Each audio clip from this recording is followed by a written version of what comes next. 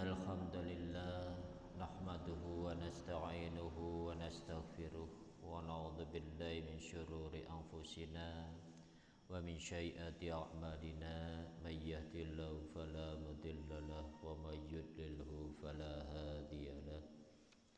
Asyhadu an la ilaha illallah wahdahu la syarika lah wa asyhadu anna Muhammadan abduhu wa rasuluhu la nabiyya ba'dah.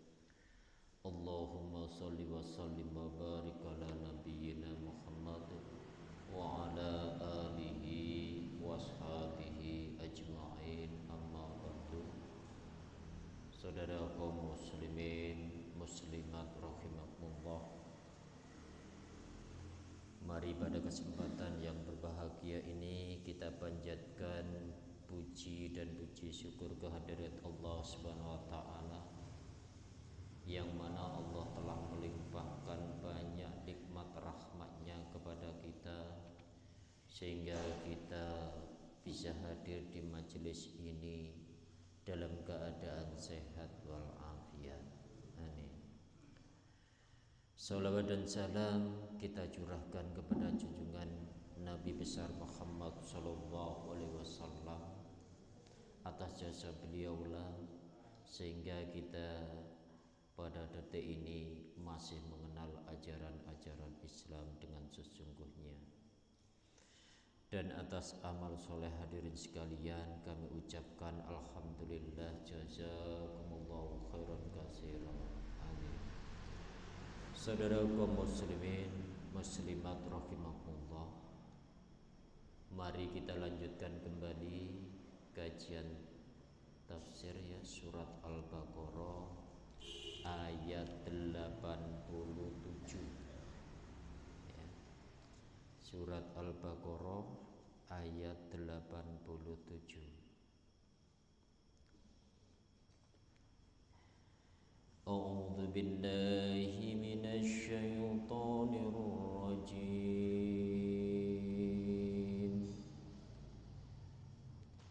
Bismillahirrahmanirrahim. وَلَقَدْ آتَيْنَا مُوسَى الْكِتَابَ وَقَفَّيْنَا مِنْ بَعْدِهِ بِالرُّسُلِ وَآتَيْنَا عِيسَى ابْنَ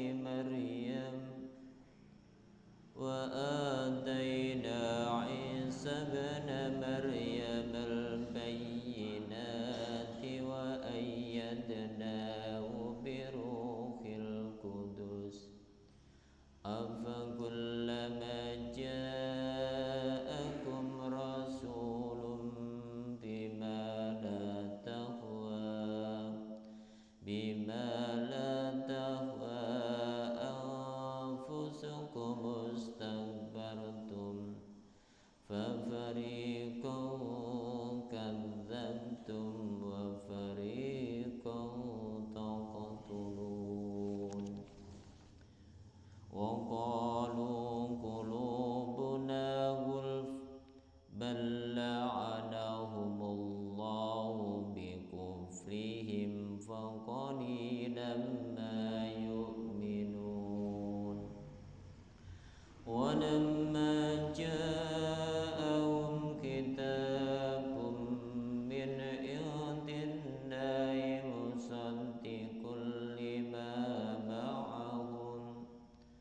مُصَدِّقٌ لِّمَا مَعَهُمْ وَكَانُوا مِن قَبْلُ يَسْتَفْتِحُونَ عَلَى الَّذِينَ كَفَرُوا فَلَمَّا جَاءَهُم مَّا عَرَفُوا كَفَرُوا بِهِ فَلَعْنَةُ اللَّهِ عَلَى الْكَافِرِينَ. Shadaqallahul azim. Walaqad, dan sesungguhnya, ataina kami telah datang kami telah datangkan Musa, Nabi Musa, Al-Kitab, kitab yang dimaksud adalah kitab Taurat. Wa qafaina, dan kami iringi atau kami susuli mim ba'dihi, dari sesudahnya, birrusul, dengan rasul-rasul atau beberapa rasul. Wa ataina, dan kami datangkan Isa, Nabi Isa, ibna Maryam, anaknya Maryam, al-bayyinati, bukti-bukti kebenaran, wa ayyadnahu, dan kami kuatkan dia, biruhil kudus, dengan ruh kudus atau malaikat Jibril. Afakullama, apakah setiap ja'akum datang rasulun, seorang rasul, bima, dengan apa, la tahwa, tidak mengingini, anfusukum, dirimu, istakbartum, kamu menyombongkan diri, fafarikon, maka beberapa golongan, kadzabtum, kamu mendustakan, wafarikon, dan beberapa golongan, taqtulun, kamu bunuh. Jadi pada ayat ini sesungguhnya Allah telah mengutus, yaitu Nabi Musa, dengan membawa kitab Taurat kepada orang-orang Bani Israel, yang mana tujuannya agar orang-orang Bani Israel atau orang-orang Yahudi itu mendapatkan petunjuk dari Allah. Akan tetapi justru orang-orang Bani Israel yang paling banyak tidaklah menjadikan kitab Taurat itu sebagai petunjuk, tapi justru kitab Taurat itu menjadi hinaan. Artinya orang-orang Bani Israel ataupun orang Yahudi itu tidak mau menerima apa yang ada atau apa yang tercatat di dalam kitab Taurat sebagaimana yang dibawa oleh Nabi Musa. Setelah Nabi Musa, maka Allah, dia tidak menganggap bahwa dia adalah seorang rasul.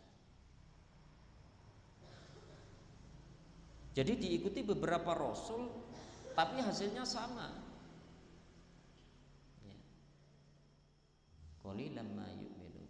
Jadi sedikit sekali orang-orang yang beriman kepada Allah juga beriman kepada rasul.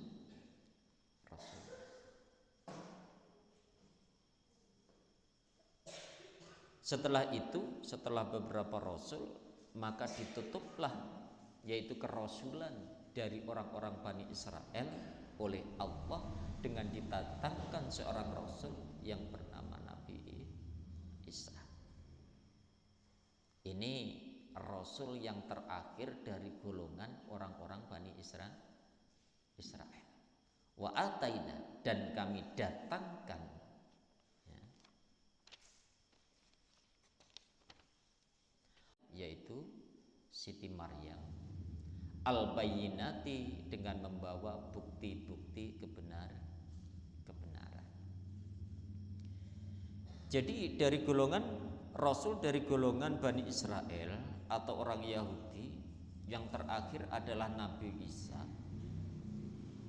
Ini dibekali oleh Allah, yaitu beberapa mukjizat yang mana tujuannya agar orang-orang Bani Israel atau orang Yahudi itu adalah percaya terhadap kebenaran Allah yang dibawa oleh seorang rasul yang bernama Nabi Isa.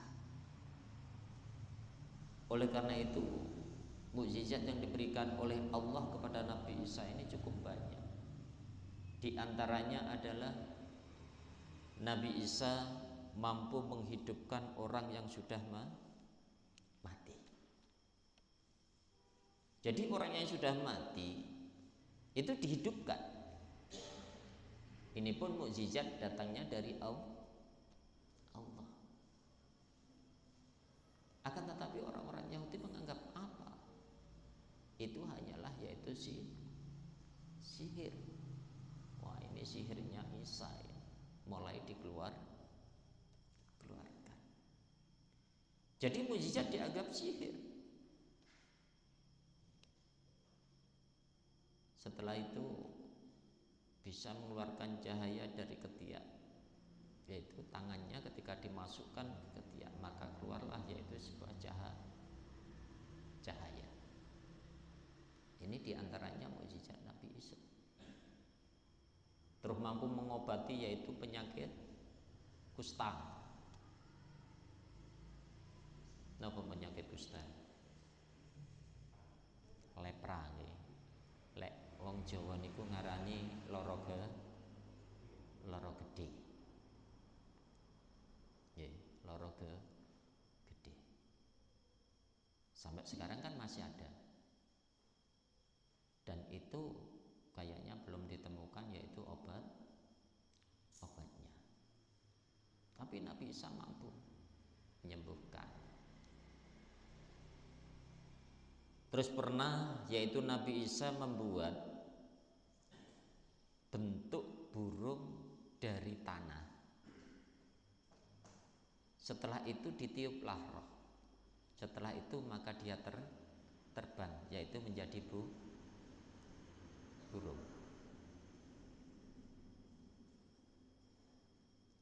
Itu masih juga nggak percaya.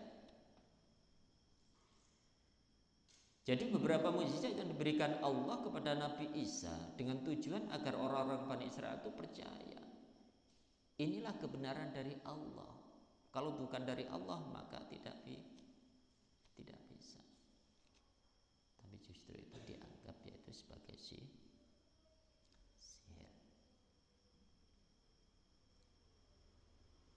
Selain itu wa ayyadnahu, dan kami kuatkan dia biruhil kudus, dengan roh kudus, yaitu malaikat Jibril.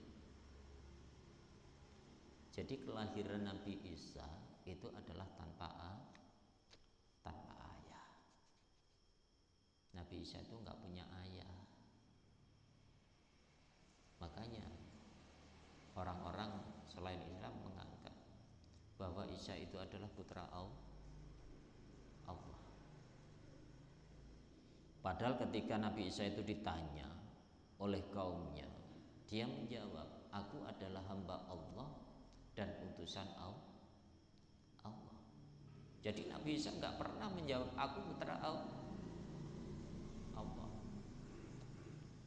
Sampai sekarang diagung-agungkan dan dianggap sebagai Tuhan.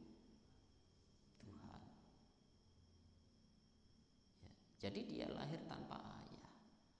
Akan tetapi itu adalah yaitu kehendak Allah. Padahal Siti Maryam itu adalah gadis pingitan. Dia tidak pernah keluar dari kamar.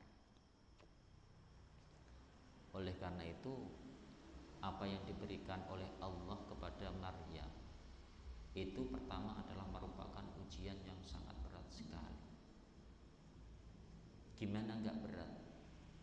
Siti Maryam terkenal adalah yaitu gadis yang salihah. Terus yaitu menjadi putri atau ibu bapaknya adalah soleh dan salihah. Terkenal menjadi keluarga yang baik.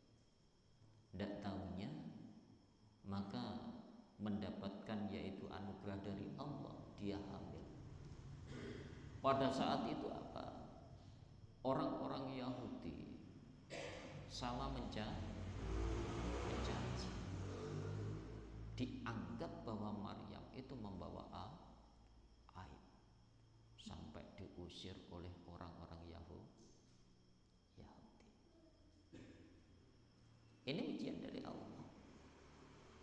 Akan tetapi Siti Maryam ini sangat kuat karena dia yakin akan kebenaran yang datang dari Allah. Sebelumnya sudah diberi informasi Allah melalui yaitu malaikat Jibril. Oleh karena itu ayatna biruhil kudus, dikuatkan dengan Roh Kudus. Itu disebutkan di dalam surat 26 ayat 193 sampai 194 ya.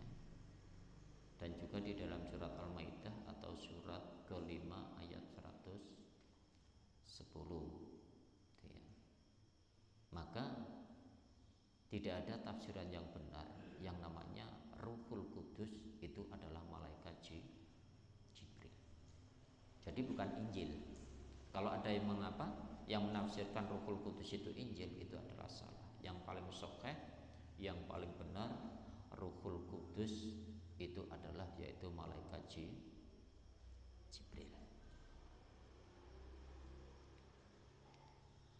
Afakullama, apakah setiap ja'akum datang kepadamu rasulun, seorang rasul, bima dengan apalah tahwa tidak mengingini, anfusukum dirimu, jiwamu, istakbartum kamu menyombongkan diri.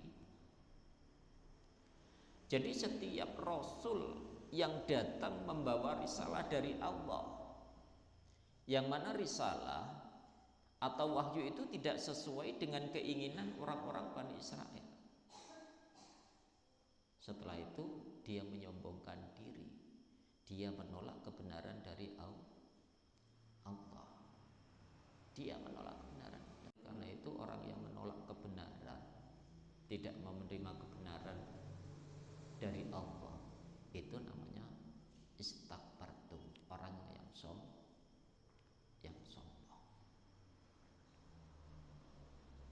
Gimana enggak sombong?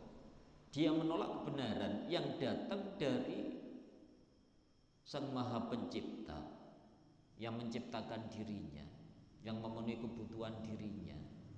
Segala apa yang dibutuhkan semuanya dipenuhi oleh Allah. Tapi kenapa tidak mau mendengarkan ayat-ayatnya, tidak mau mendengarkan yaitu kebenaran yang datang darinya. Dan Allah menyampaikan itu melalui para rasul yang telah dipilihnya, yaitu dari jenis manusia. Oleh karena itu rata-rata orang-orang terdahulu ya, termasuk orang Yahudi atau orang Bani Israel, bahkan orang-orang yang namanya kafir Quraisy, itu punya keinginan bahwa utusan Allah itu sebenarnya bukan dari golongan manusia. Kepinginnya apa? Yaitu dari golongan malaikat yang dianggap makhluk yang suci, yang tidak pernah melakukan yaitu kesalahan. Padahal Allah sudah memilihkan kita bahwa utusan Allah itu dari jenis manusia, yang mana Allah punya tujuan. Dari jenis manusia itulah kita ini mampu menjadikan dia sebagai teladan atau contoh yang baik. Coba kalau seandainya yang menjadi utusan itu malaikat, apakah manusia ini mampu menjadikan dia sebagai teladan? Pertama, malaikat ini jenisnya ya, jasadnya adalah jasad halus. Yang kedua, tidak punya nafsu ya, tidak pernah makan, tidak pernah minum, tidak nikah, tidak punya anak. Coba kalau manusia tidak makan, tidak minum, tidak nikah, terus manusia punya nafsu, sedangkan malaikat tidak. Maka manusia tidak mampu menjadikan dia sebagai teladan. Oleh karena itu Allah mengutus seorang rasul itu dari jenis manusia agar kita itu mudah untuk menjadikan contoh. Nirune niku gampang. Oh, rasul itu juga makan. Rasul juga minum.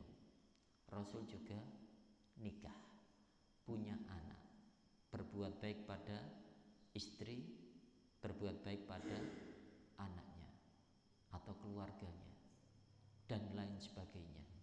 Dan itu yang kita jadikan teladan atau contoh sebagai figur, ya. Maka kalau hidup kita ingin apa? Artinya bahagia dunia akhirat, ya teladan kita harus Rasulullah. Cara hidup kita harus bagaimana yang dilakukan oleh Rasulullah. Mulai pagi sampai pagi harus niru Rasulullah. Bagaimana Rasulullah di pagi hari, bagaimana ibadahnya, bagaimana makannya, bagaimana lain-lainnya, kita tiru, dijadikan sebagai teladan. Dan kita wajib meneladani apa yang telah dilakukan oleh Rasulullah.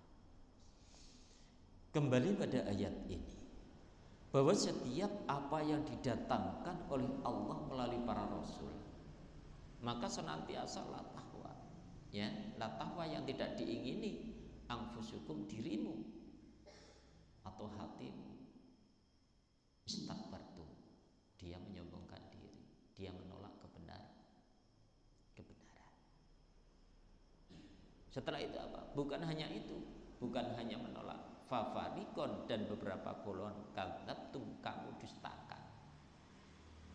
Beberapa rasul didustakan, dibohongi, dicaci maki.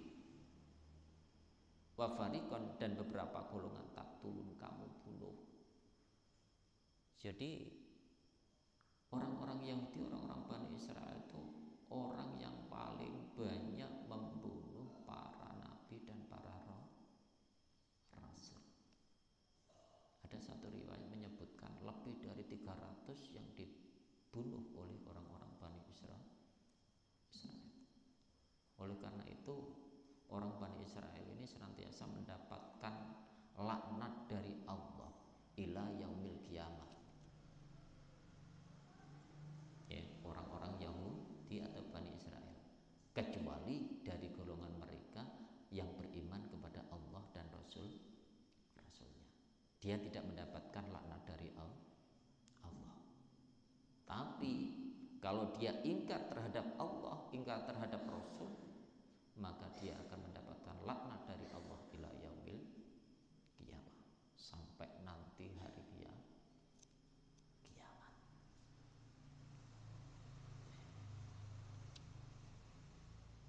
Setelah itu apa yang dikatakan oleh orang-orang Yahudi atau orang-orang Bani Israel? Dia tidak mau menerima kebenaran yang datang dari Allah melalui para rasulnya atau para utusannya. Wa qalu, mereka berkata, qulubuna, hati kami ghulf, tertutup. Tidak bisa bayangkan. Dia berani terang-terangan, wa qalu qulubuna ghulf, hati kami ini tertutup.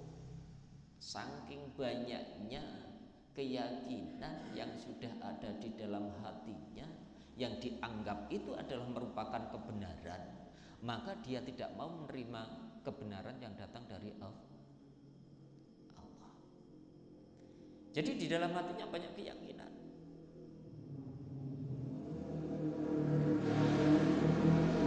Sehingga ketika Rasul itu membawa kebenaran dari Allah, dia mengatakan qulubuna ghulf, hati kami tertutup, tidak bisa menerima kebenaran yang datang dari Allah, karena di dalam hatinya sudah punya keyakinan, yang mana keyakinan itu dianggap sebuah kebenaran.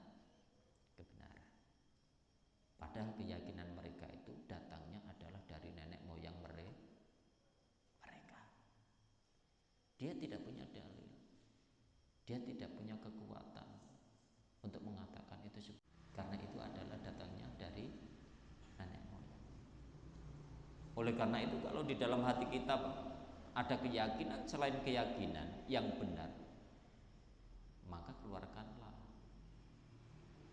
Ya, artinya kita ganti dengan keyakinan yang benar yang datang dari Allah. Kalau umatnya Nabi adalah kebenaran sesuai dengan Quran dan Sunnah Nabi. Selain keyakinan itu, maka silahkan dikeluarkan dari hati kita. Karena keyakinan selain Allah dan Rasulnya itu akan membawa, yaitu apa? Artinya kemaksiatan, ya, atau yang jelas akan mendapatkan azab dari Allah ketika di akhirat. Dalam ayat ini, ayat yang senada, yaitu sesuai dengan apa? Surat ke-41 ayat 5. Pak dilihat ya, surat ke-41 ayat 5.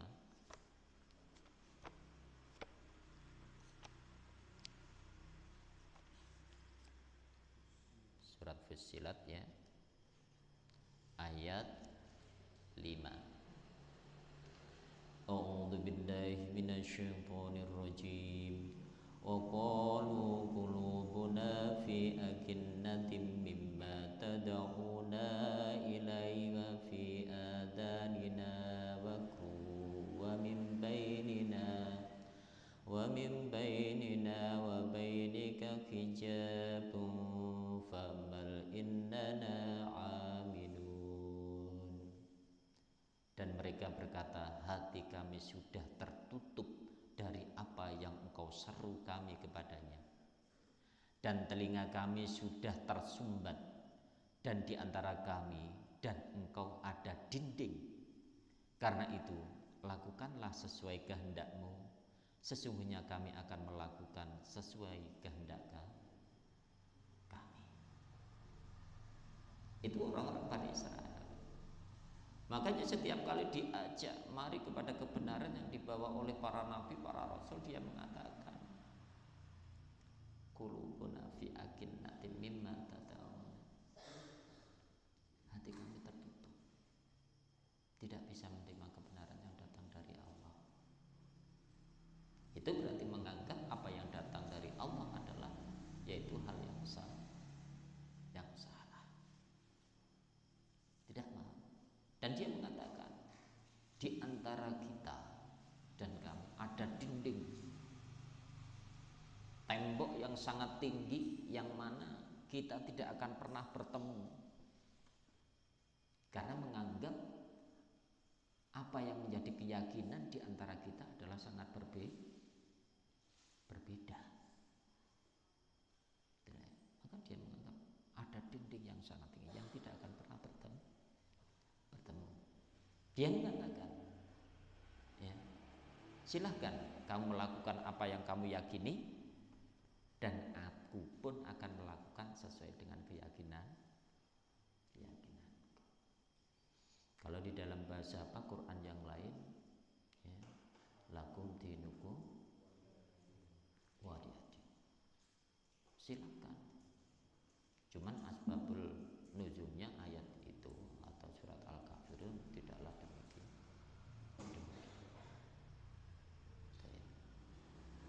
Kalau surat Al-Kafirun itu kan orang-orang kafir pada saat itu menawari Nabi, bagaimana kalau ibadah sehari sesuai dengan keyakinanku, besok sesuai dengan keyakinanmu. Ini kan agama direka-reka. Bagaimana enaknya agama ini bisa berjalan bersama-sama. Sedangkan kebenaran Allah tidak bisa dicampur dengan kesalahan, dengan kemaksiatan. Tidak bisa. Kebenaran dari Allah tidak bisa dicampur.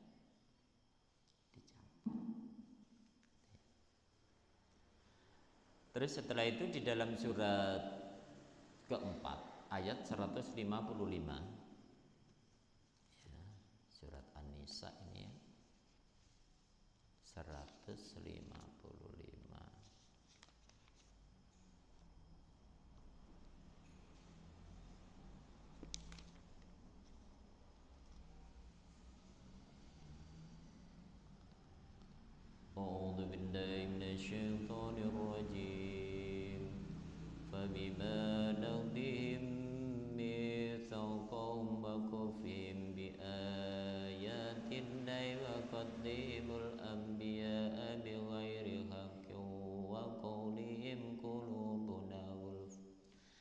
bal taba'allahu 'alaiha bikufrihim fala yu'minuna illa qalila. Maka kami hukum mereka karena mereka melanggar perjanjian itu, karena kekafiran mereka terhadap keterangan-keterangan Allah.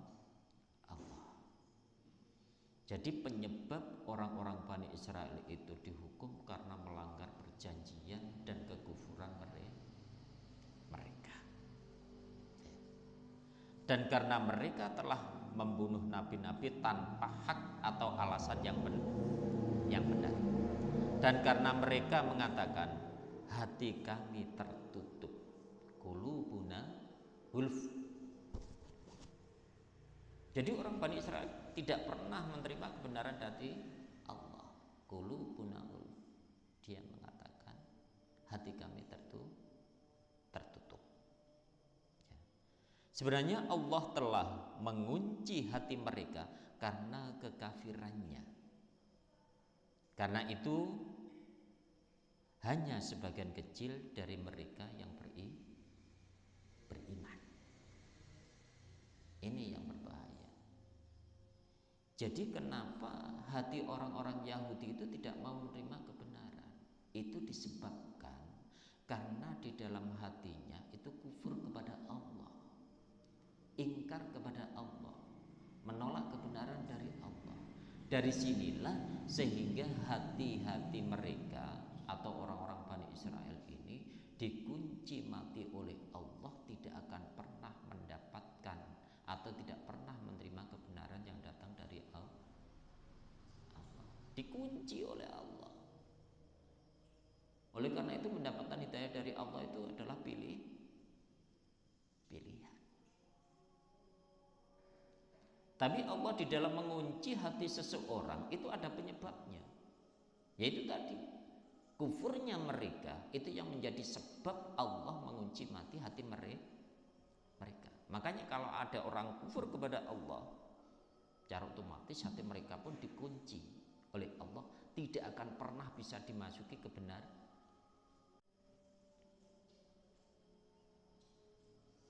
Terus di dalam surat Al-Baqarah itu ya,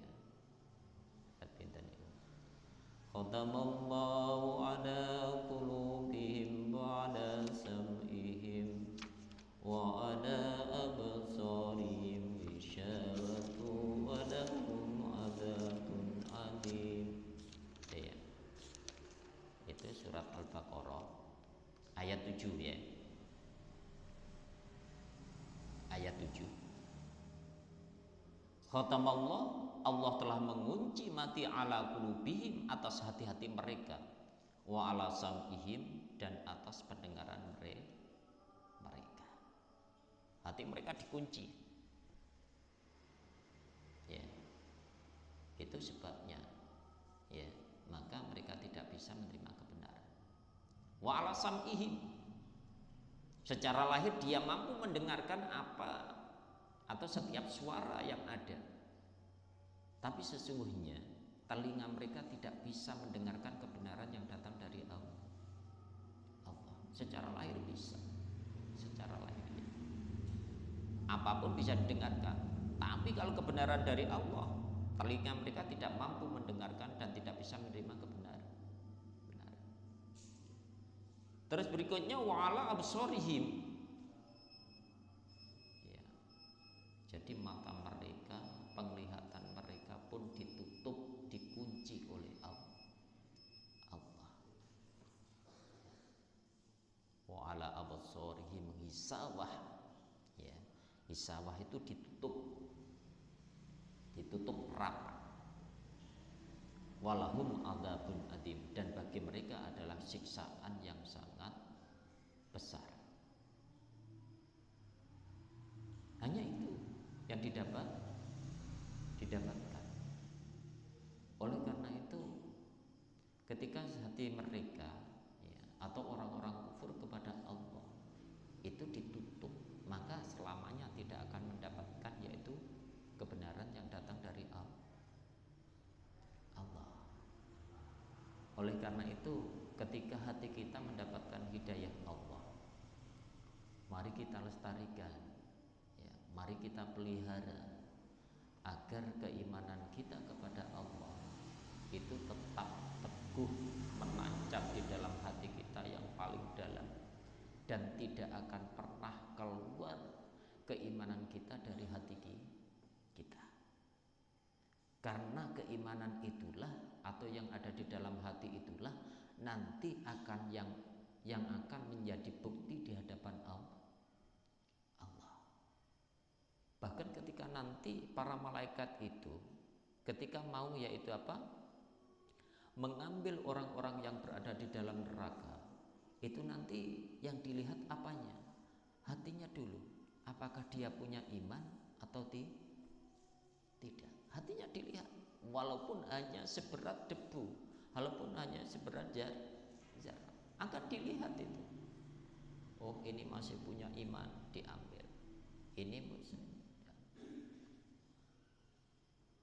iman nanti yang menjadi bukti. Maka kalau hati kita punya iman kepada Allah, ya mari kita pelihara dengan doa, Rabbana la tuzigh qulubana ba'da idh hadaitana wa hab lana min ladunka rahmah innaka antal wahhab ya muqallibal qulub tsabbit qalbi ala dinik ya muqallibal qulub tsabbit qalbi alal iman.